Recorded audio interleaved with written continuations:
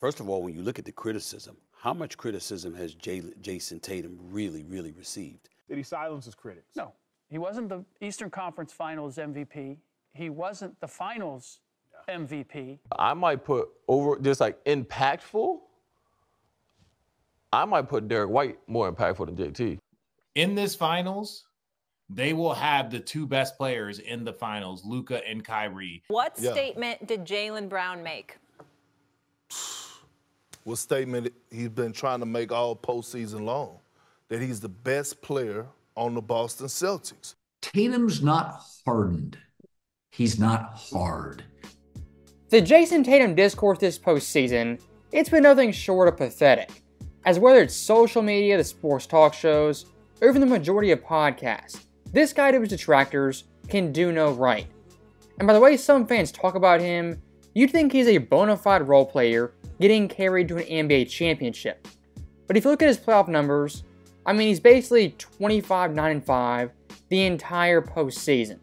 In the NBA's entire history, there's been a total of 7 players to put up those stat numbers and make the NBA Finals.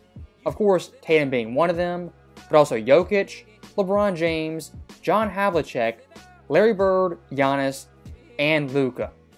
And looking back at the Tatum critics, the odd thing about them, they say he's not a great player, not top 5, not top 10. Some even say not the best player on his own team, but simultaneously hold him to standards that are reserved for the best player in the world and the best players of all time. For a prime example of this, look at the Cavaliers series. Game 3 in Cleveland was a 1-1 series. Tatum this game, 33 points, 13 boards, 6 dimes. Led Boston in points, rebounds, assists, steals, and blocks, and was still critiqued for only shooting 44%. I agree. Yeah, I mean, you look at it like, we had 33, he had 33. Yeah, it took him 25 shots to get him. And he was 11 of 25, at least be 13 of 25. I was like, okay, he over 50%. Look at Game 1 versus the Pacers in the East Finals. Tatum in this game, 36 points, 12 boards, 4 assists. He shot 46% from the field and had 10 points in overtime. But still, Tatum was critiqued for not scoring 50 in a game Boston still won. Was he the best player on the floor last night? Hell no, he wasn't. And look, I understand he had, 36 last night, 12 rebounds. He should have had 50. He's an idiot. Don't listen to this. He's an idiot. When looking at people like Kendrick Perkins and Shannon Sharp, the way they judge basketball is looking at points and field goal percentage, and that's really it. If you shot back from the field 44% or under, to them, you had an awful night. If you only scored 35 points, well, you should have had 50. And the craziest thing about those two criticisms, Boston in both those games, they won. And staying with the East Finals for 1 second, Tatum and Brown in that series collectively averaged damn near 60 points per game. And you think with both those guys balling out having great scoring series, we'd be talking about them as a duo and the best duo in the NBA.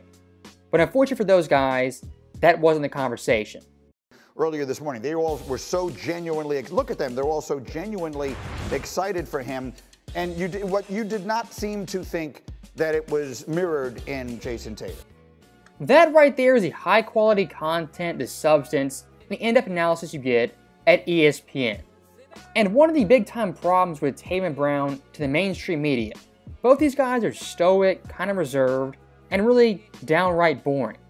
You don't get many juicy sound bites, many narratives out of these two players. So what the media does, they overcorrect and start creating controversy out of nothing.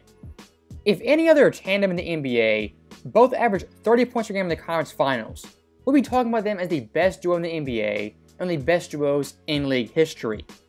But instead, ESPN for Tatum and Brown, they gotta get cheap clicks, make it Tatum versus Brown, and not Tatum and Brown. Now, luckily for Celtics fans in pursuit of this championship, the media's slimy tactics, their false narratives, didn't affect them in the slightest. And looking at Tatum specifically, what they should have been talking about was his overall evolution as a passer and all-around player. As look at this playoff run, 6.3 assists per game that ranked 10th in the postseason. Points created, he ranked 7th. Passes per game, 5th. In the NBA Finals, 7.2 assists, the most out of anyone in the series. Tatum's evolution as a passer and all-around player is the most overlooked storyline of the entire playoffs.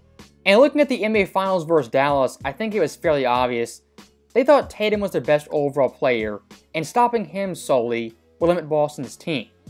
Now, unfortunately for them, Tatum made all the right passes, the right reads, and was unselfish start to finish. I mean, look at Game 2 for instance. Tatum shooting the ball had an awful game, but assist-wise, had 12 dimes, the second highest of his playoff career.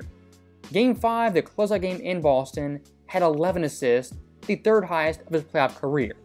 In those two pivotal games collectively, Tatum had 23 assists and only 5 turnovers. And for a guy in Tatum who's primarily judged as a scorer, a guy who's averaged 30 points per game, taking more of a backseat scoring-wise, becoming a passer and playmaker, a lot of score-first players really wouldn't be down with that. I refuse, respectfully. And when talking about the evolution of Tatum, when he first came into the NBA, he was a score-first player and many thought would be one of the best scorers in the league. And while he still is a great scorer, his strengths are more of an all-around player and a do-it-all wing. Kind of in the vein of a Paul George or even Scottie Pippen. A guy with no major weak points who can do it all on offense and defense. You need 30-35 points, he can do that. 10-12 boards, guard 4s and 5s, check. Dish out 10-11 dimes, average 8 assists for a series. Also, Tatum can do that pretty effectively. And looking at his last 10 games in the playoffs, I mean, he dominated in all facets. 25 points per game, 9 boards, 7 assists, 1.4 steals on pretty good shooting. And most importantly, Boston in those games, they went 9-1. And the crazy thing about Tatum is, he's only 26 years old. Historically speaking, 26-year-olds, they don't win championships playing that great. But for both Tatum and Brown, really since their rookie sophomore years, it's been championship or bust, East Finals or bust. And finally, winning the championship, getting that weight off your back, it's a huge relief and tremendous advantage going into next season. As in this playoff run specifically, there was no upside, no advantage for Boston, even winning the series in the East. If they won by 9 points, well, they should have won by 20. If they won a series in 5 games, well, they should have swept. Actually sweep them. Not one single series did they sweep them. I don't see a 4-0. They swept Indiana. No. Oh, yeah, they just swept them. I'm sorry. They just swept them. But they supposed to sweep them. So that right there is the end of the video. And once again, Tatum, one of the most nitpicked, scrutinized players I've ever seen. And simultaneously gets very little, if any, credit when his team wins. As always, thank you guys for watching. Hope you enjoyed it. I'll see you next time.